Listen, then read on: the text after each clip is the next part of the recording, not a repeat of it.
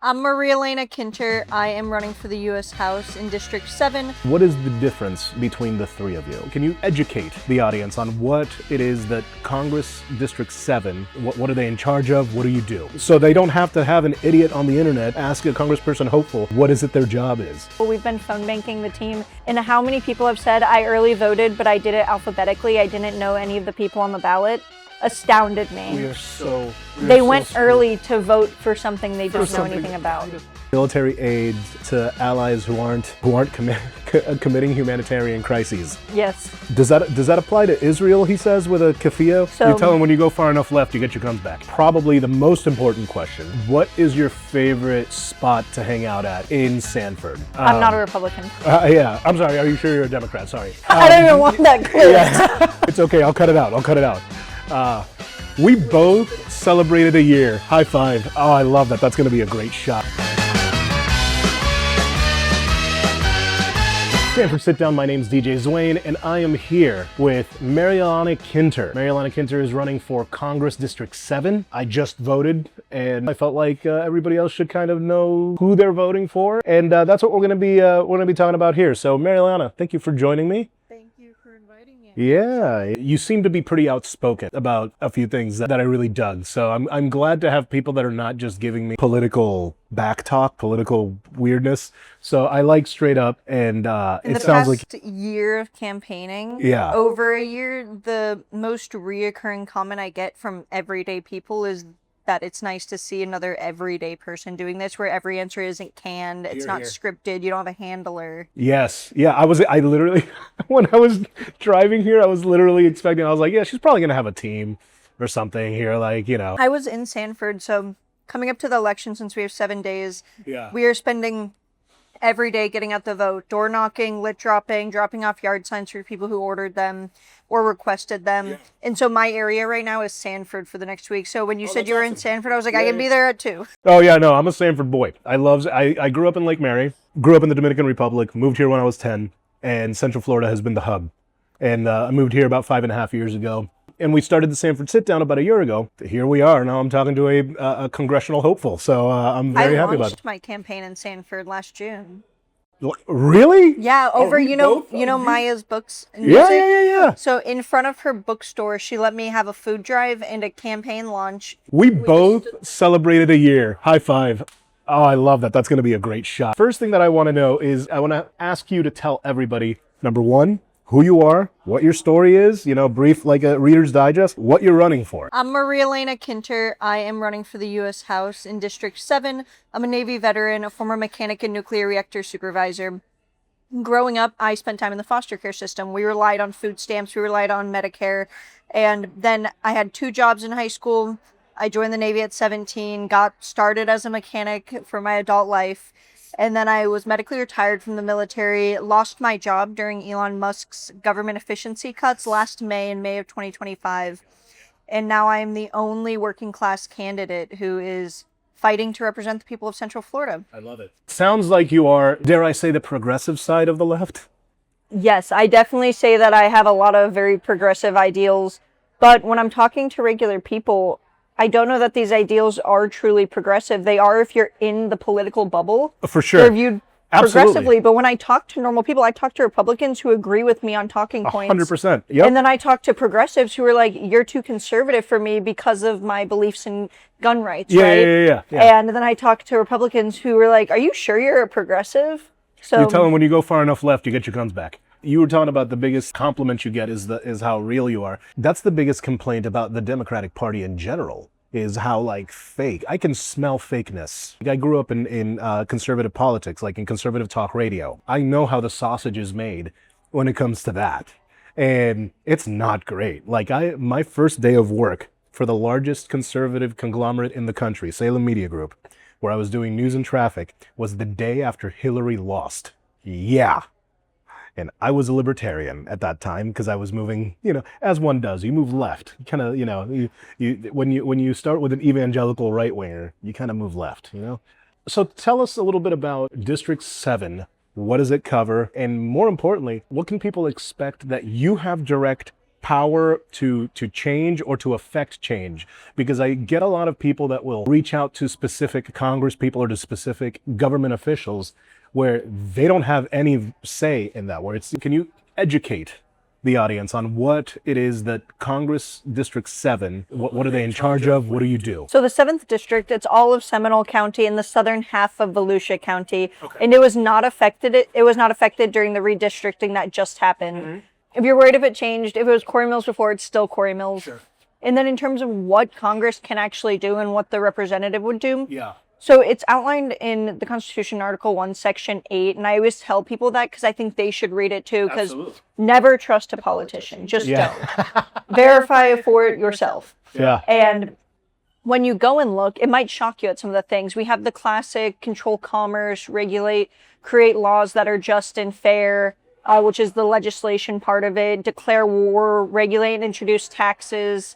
And then there's a lot of constituency services that aren't directly outlined in there, which is where we really lose our representatives. One, they aren't doing the job that's outlined in the Constitution, but two, they heavily neglect constituency services, which is why when people call and they're told, I'm being told people are calling Quarry Mills' office and they're being told, I don't care what you say, you're not a representative, to actual constituents who are calling and recording it. Yeah. And people forget constituency services is a very broad thing, and the goal is to make meaningful impact on the people's lives who live here and work here. And that can go as far as education, assistance accessing federal programs, assistance with their taxes, getting people into military academies, getting waivers for entering or enlisting in the military. There's a wide range of those things that they do, but the direct are just straight out of the Constitution. And they aren't even doing those. Let's be real. We are seeing an illegal war going on that was never declared, and Congress has done nothing. We've seen the executive branch take over the commerce and say we're going to withhold funds from the state. And so I think Congress is also confused on what their role is. With your opponents, what is the difference between the three of you? Biggest difference, right? No corporate PAC money, no foreign interest money, no APAC money. I'm grassroots funded. We've had over 27,000 donations with an average donation of $21. So we've raised almost $600,000 with an average donation of $21. That's awesome. That's crazy. This is hard work, but it's nice to appreciate that fact. Of Absolutely. 27,000 times people donated. Exactly. No, that's amazing. I got on the ballot via petitioning, so we saved $10,500 by getting the people in the community to say, we want to vote for you. I'll put the crap in post. I'm also the only working class candidate. Exactly. And that's a big one. That's huge. I'm a little older than you. And growing up, I always thought, why is it that every politician is some sort of like lawyer or some sort of not working class person? Going back to what you can affect, the change that you can affect, what are the top 3 things that you want to accomplish if you're given the position? Invest in public education and trade jobs. Okay. Children deserve to have job opportunities and real economic opportunities. Okay. And the path forward for that for Seminole and Volusia County heavily needs to rely on trade programs. Okay. That way people can go to college if they want, but they're not pushed into a life that they're going to have decades-long debt from. And we're going to see this onslaught of automation of jobs. Yep. And trade jobs are one of the few. We're seeing a brain drain because people are retiring from trades without enough people to fill them. Yep. And it's a job that isn't going to be automated. When you need a plumber, when you need a mechanic. Correct. I got my start as a mechanic. There you go. And higher education and a trade job can go hand in hand to actually assure that our children have real opportunity to achieve something. I love that. And then that's one of the biggest ones. Bipartisan, we need it. Oh, 100%. yeah, no, for sure. Economic or environmental protections. So federally boosting the Florida Wildlife Corridor, which goes straight through Seminole County and a lot of Volusia County as well. Okay. It also would help strengthen and protect the rural boundary, as well as hopefully stop the superhighway that they want to develop right through our wildlife corridor. Yes. And stop and prevent, it would alleviate flooding because we wouldn't be mass developing on our floodplains right now, like we currently are. And so that is also a huge nonpartisan one. Yeah, no, I agree. And then the cost of living, affordability, medication, those all go hand in hand in my opinion. I know people break them down. But they go hand in hand. Absolutely. It's a domino effect. I want universal health care. I want single payer healthcare. Yeah, Until yeah. we can get that, though, Yeah. we need to have real moves, laser focus on lowering the prescription drug costs, allowing it to be negotiated by the federal government, having a public option so that private insurance options are more competitive, knowing people can go to the public option. I like that. And then holding insurance accountable, right? Yeah, that's a Everybody huge gets one. sick. It's universal. We need it. Correct. And I guess with the environmental stuff, that would cover data centers and that kind of thing. Yes. Yeah, I figured. I am one of the people who believe we need an absolute immediate moratorium on data centers Yeah. until a complete environmental study is happening. Because Correct. I know people think we need it for economic growth, but all don't. it's doing is poisoning our water, ruining our wildlife, and creating massive amounts of noise pollution that Yep. affects wildlife, human habits as well. It's the long money versus the short money, and America for the last 40 years has chased the short money, short growth as opposed to We are tripping over dimes to pay millions later. Exactly. I have nieces and nephews, and now I think about that, they're going to be footing the bill for this. To me, that's the biggest travesty because I'm a millennial, we ended up footing the bill. Look at where we are. Environmental, jobs, Affordability and healthcare. Yeah. Okay, perfect. You'd condition military aid to allies who aren't committing humanitarian crises. Yes, Does that apply to Israel? He says with a keffiyeh around his neck. that does. Yeah, Okay. Netanyahu, his decisions, his genocide. We can no longer bankroll it. called it we a genocide. need to Perfect. completely stop. Yes, 100%. And I am always very transparent about that. Yeah. It doesn't come from a stance of being anti-Israel. It comes from a stance of being against Netanyahu's terrible decision-making and our leadership bankrolling his terrible decision-making. Is he a war criminal? Yes. Okay. And that's not coming from me. It's coming from the international courts. Oh yeah, no, I know. I'm asking you, have you read the thing that said the thing? Yes. Yeah, good. I'm glad. So good. No, that's awesome. Now you are and this is one of the things that you mentioned at the beginning about being a Republican, or Republicans are going, are you sure you're a Republican? I'm not a Republican. Yeah. They're saying, are you sure you're a Democrat? I'm sorry, are you sure you're a Democrat? Sorry. I don't even want that clipped. It's okay, I'll cut it out. Where's your stance on Second Amendment? You were in favor of red flag laws? Is that what it was? Is that what I read? Yeah, I'm not against red flag laws. What is the biggest? What's the biggest thing that surprises a Republican from when you're pro Second Amendment? I am not trying to take anybody's gun. I believe in gun ownership. I understand it's a constitutionally protected right. I'm for individual protected rights and liberties. Okay. We are the land of the free. What I want that surprises them is to roll out gun education in public school, and parents can opt out of it. Yeah. But having age-appropriate trainings and age-appropriate lessons on how to identify a gun. It how to already identify happens in its rural safety. Florida. If children are getting gunned down in schools, they need to know how to be safe around guns. And the first step towards responsible gun ownership is teaching people from a young age. And parents are working unprecedented amounts. Parents are stretched so incredibly thin. We can't put the only burden on them to teach their children how to be safe with guns when their child is going to be exposed to guns without them there. Without them, exactly. I think that's the same thing with honest drug education, healthcare. Honestly, nutritional healthcare. Not this BS. This is what the Kellogg's Corporation put out this week. Civics class, so they don't have to have an idiot on the internet ask a congressperson hopeful what is it their job is.